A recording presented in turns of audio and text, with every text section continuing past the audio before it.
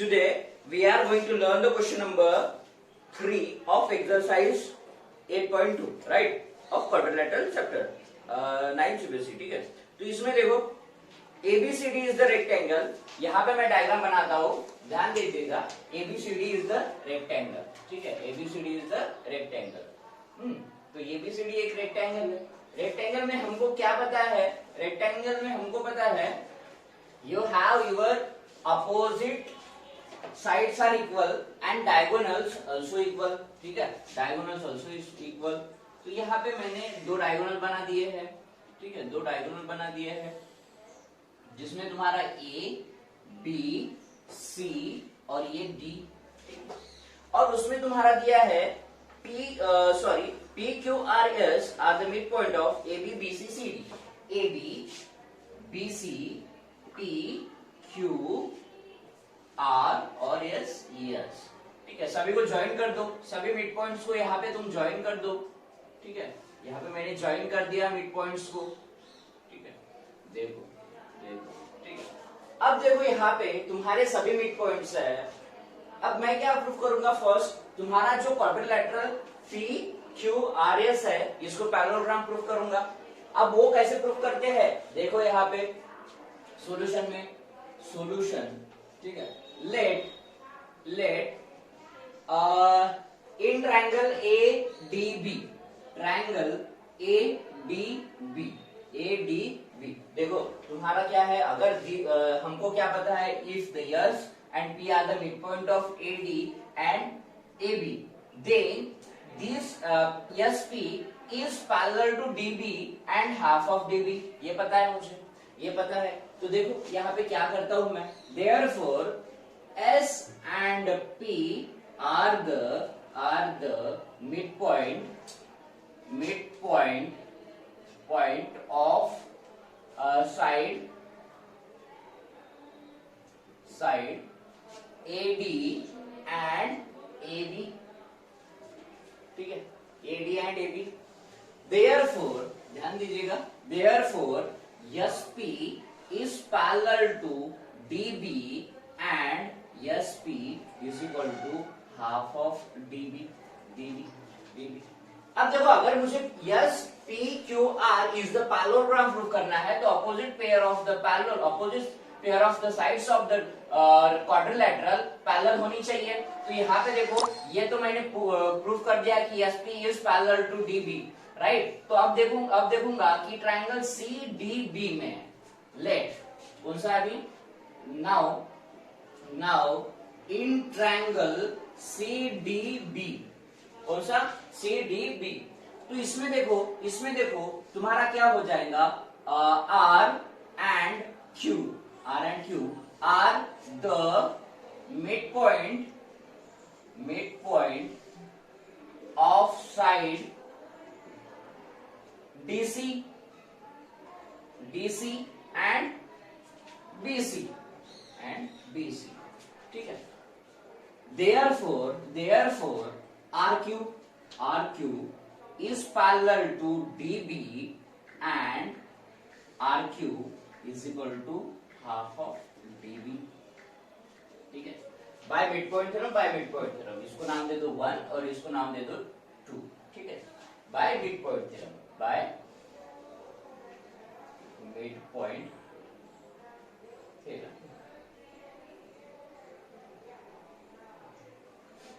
Same है, mid point theorem. ठीक है, अब इन दोनों पर से मैं क्या बोल सकता हूँ? मैं बोल सकता हूँ कि SP is parallel to RQ. Why? Because the right hand side is equal, therefore left hand side also equal. Therefore from 1 and 2, what we have SP is parallel to RQ and SP equal to RQ. Therefore कौन सा, इस पर से क्या बोलेंगे कि तुम्हारा quadrilateral SPRQ is a parallelogram.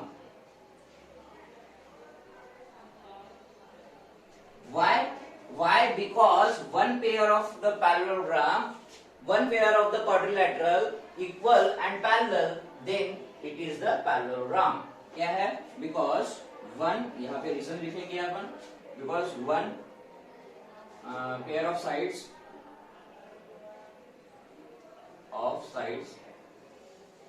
of quadrilateral is equal and parallel, then it is parallelogram.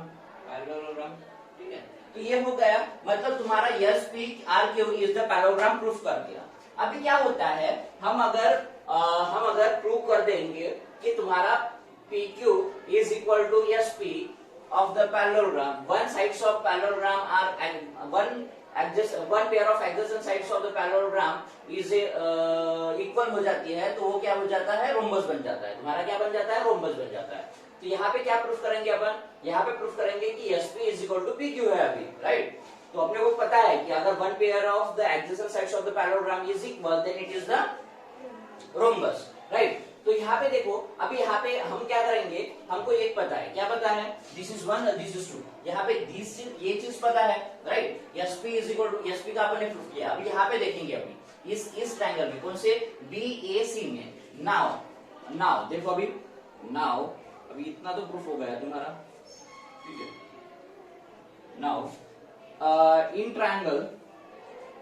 Triangle A B C, triangle ABC में देखो, P and Q are midpoints of sides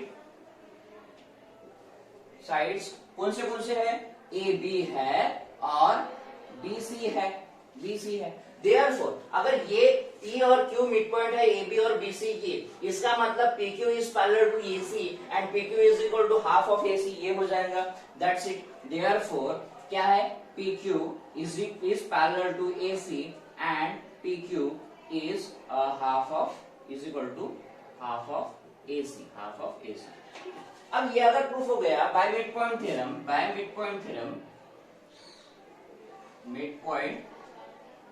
theorem, ठीक है? अब ये प्रूफ हो गया अपना। अब इसके बाद में देखो, इसके बाद में हमको एक चीज और पता है, क्या?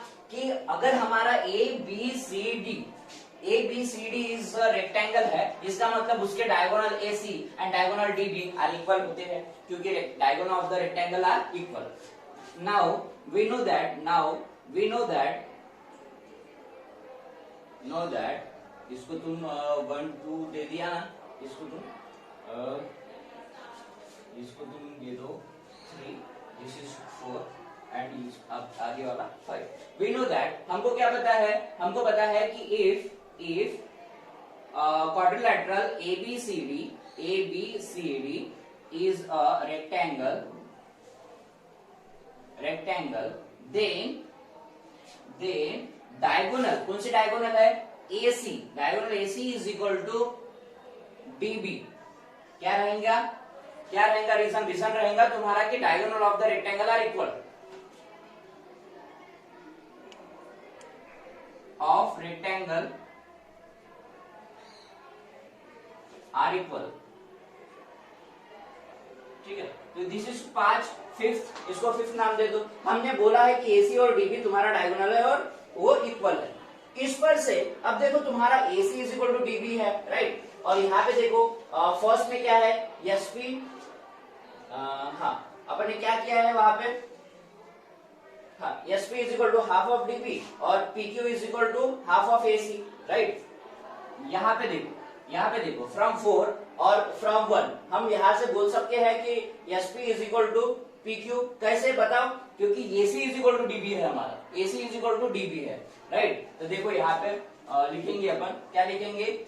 AC is equal to DB and अगर तुम्हारा DB है, इसका मतलब half of AC equal to half of AC is equal to half of DB भी रहेगा, सही है? DB भी रहेगा।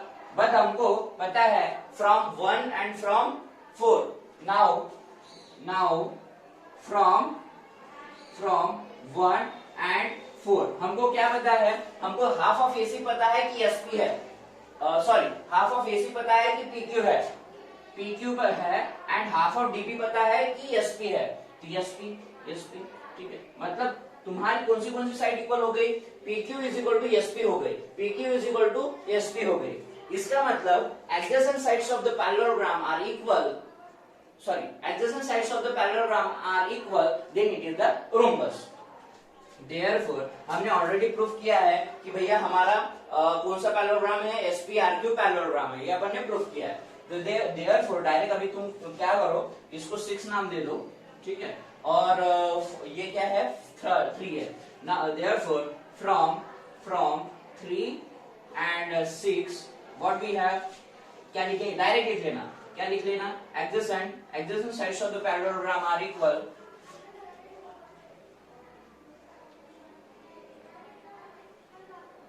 sides of parallelogram are equal, then it is rhombus. That's it.